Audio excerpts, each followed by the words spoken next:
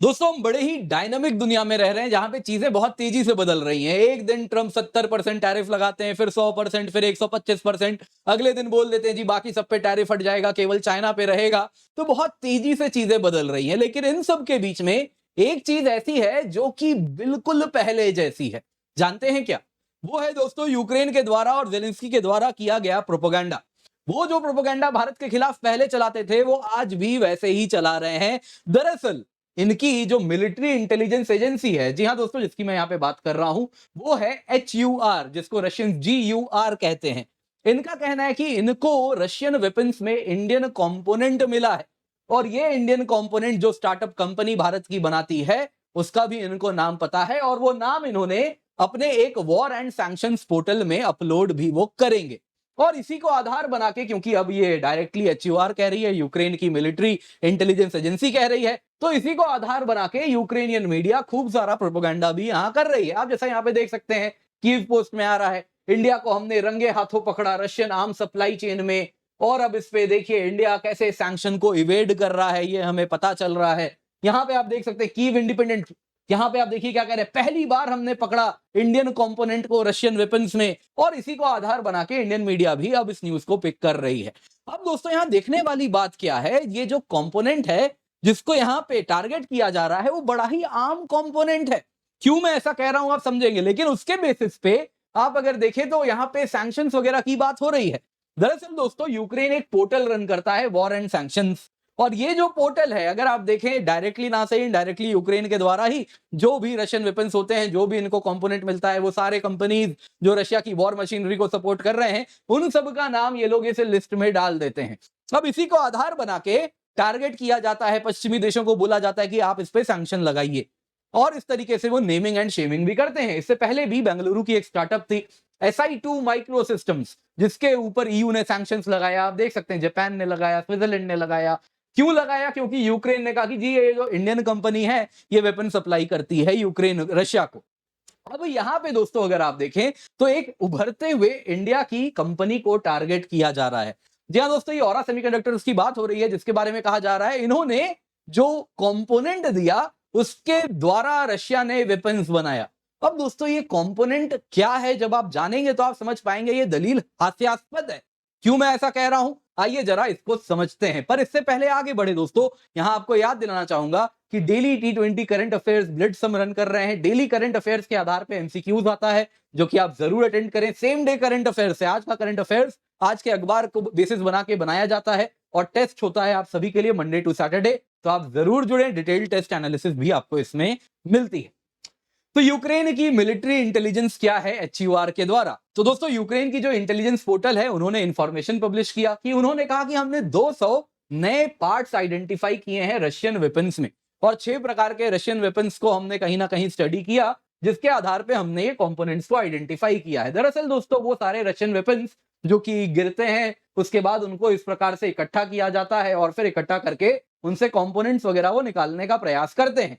तो इसमें उन्होंने पाया कि देखिए चाइना और नॉर्थ कोरिया सबसे बड़े नए सप्लायर बन के उभरे हैं रशियन वेपन्स के लिए। तो अब तक अगर आप देखें तो कई सेमीकंडक्टर वगैरह जो वेस्ट सप्लाइड था वो कम होता जा रहा है, और वो अगर आप देखें तो चाइनीज एंड नॉर्थ कोरियन हो रहा है। लेकिन इन्होंने बहुत ज्यादा जिसे एम्पलीफाई किया वो किया एक इंडियन कंपनी को। इन्होंने कहा पहली बार हमने एक कंपोनेंट देखा इंडियन ओरिजिन का, एक क्लॉक बफर हमें देखने मिला जो कि औरा सेमीकंडक्टर ने बनाया, जो कि इस रशियन वेपन में था। अब देखिए दोस्तों कौन से वेपन में था वो कहीं भी बताया नहीं जा रहा, लेकिन कई लोग कह रहे हैं शायद ये शाहिद ड्रोन की यहां पे बात हो रही है। अब ये क्लॉक बफर क्या होता है, आइए जरा आपको मैं समझाता हूं। दरअसल दोस्तों क्लॉक बफर एक इलेक्ट्रॉनिक पार्ट है जो कि एक इंटीग्रेटेड सर्किट, एक छोटा सा चिप है।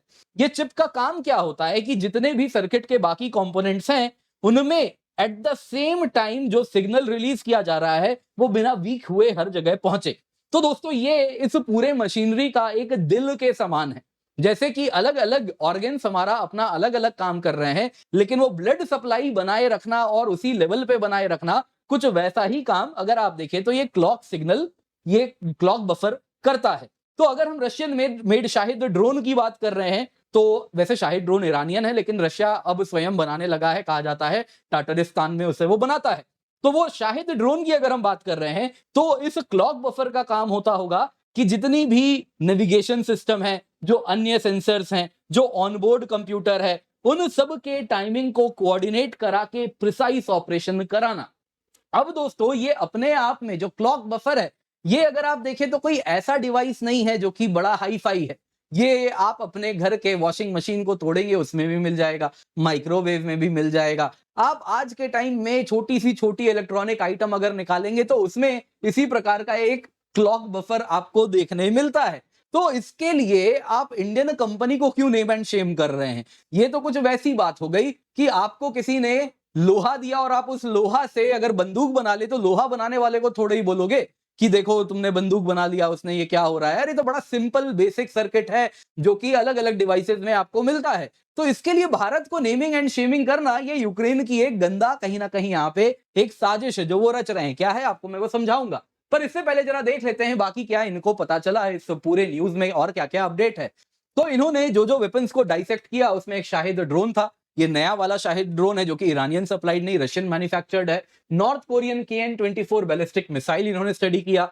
KH-47 किंजल मिसाइल इन्होंने स्टडी किया। ड्रोन्स जैसे कि सुपर कैम S-350, गर्बेरा, ज़ाला, ये सारी चीजों को देखा। वैसे ही गिरान ट्रू ड्रोन जो कि दोस्तों शाहिद ड्रोन का ही वेरिएंट है, उसमें उन्होंने कहा कि इसमें नए एंटीनाज लगाए गए हैं और इनमें अगर आप देखा जाए तो केवल 2 ही चिप इनको यूएस ओरिजिन का मिला। पहले काफी ज्यादा था। यह बता रहा है कि रशिया ने कहीं ना कहीं वेस्टर्न टेक्नोलॉजी पे अपनी निर्भरता कम की है। इसके सिवा मॉडिफाइड शाहिद इनको जो देखने मिले हैं उसमें इन्होंने कहा कि इसमें नए जैमिंग रेजिस्टेंट एंटीना देखने मिल रहे हैं जो कि चाइना के द्वारा बनाए गए हैं। इसके सिवा बाकी 15 कंपोनेंट इन्होंने जो देखे उसमें केवल 2 अमेरिका के द्वारा बनाया गया, अमेरिकन कंपनी के द्वारा बनाया गया, एक टेक्सास इंस्ट्रूमेंट्स और एक लीनियर टेक्नोलॉजीज के द्वारा बनाया गया था। बाकी सारे कंपोनेंट अधिकतम अगर आप देखें तो उसमें transceiver, oscillator, microchips Beijing micro electronics technology institute के द्वारा बनाए गए हैं। तो यहां पे कहीं ना कहीं वो कह रहे हैं कि देखिए अब America and western supplied chips को हमने कर्टेल कर दिया है, तो अब बाकी प्लेयर्स उभर गए हैं जो इनको चिप सप्लाई कर रहे हैं। देखने वाली बात है कि पहली बार इसमें अब भारत भी देखने मिल रहा है। तो इसी को इस प्रकार से वो नेमिंग शेमिंग कर रहे हैं। तो इसके क्या रैमिफिकेशंस होंगे? देखिए सबसे पहले आपको जानना होगा, ईयू हो गया, जापान हो गया, वो पहले भी इंडियन फर्म्स को टारगेट करते रहे हैं। इस प्रकार से रशिया को यदि कोई रेस्ट्रिक्टेड टेक्नोलॉजी किसी ने प्रोवाइड की हो एलिजेडली, SI2 माइक्रो सिस्टम्स जिसकी मैं बात कर रहा था, बेंगलुरु कंपनी है, इसके ऊपर यूएस ने भी सैंक्शन लगाया था और इसलिए लगाया था, कह रहे थे कि ये dual technology, dual use technology Moscow को दे रहे हैं। यूएस एंड ईयू ऑफिशियल्स अगर आप देखें तो उनका कहना था कि इंडिया का जो एक्सपोर्ट है रेस्ट्रिक्टेड आइटम्स का, जैसे माइक्रोचिप्स, जैसे सर्किट्स, ये सब बढ़ के आज चाइना के बाद इंडिया नंबर 2 पे आ गया है। जुलाई 2024 में कह रहे थे इट वाज 95 मिलियन। तो इंडिया बिगेस्ट सप्लायर है इन सभी का कहीं ना कहीं after China, as per them. हम ये नहीं कहते, ये कुछ भी बात हो रही है। तो दोस्तों यहाँ पे तो यूएस कंपोनेंट्स भी यूज हो रहे हैं और वो भी ऐसे वैसे नहीं, टेक्सास इंस्ट्रूमेंट्स जैसी बड़ी कंपनी है उसके द्वारा प्रोवाइड किए गए आपको गुड्स यहाँ पे सर्किटरीज में चीजें देखने मिल रही हैं। तो इसलिए अगर आप देखें तो इंडियन कंपनी इजीली बोल सकती है, यहाँ पे जो हुआ भी है, आई एम प्रीटी श्योर औरा का केस यही है, जो कि यहाँ पे वो कहेंगे कि ये जो क्लॉक बफर जिसकी आप बात कर रहे हैं ये हमने डायरेक्टली थोड़ी ही रशिया को दिया, हमने किसी और को दिया, उसने खोल के वो यूज कर लिया।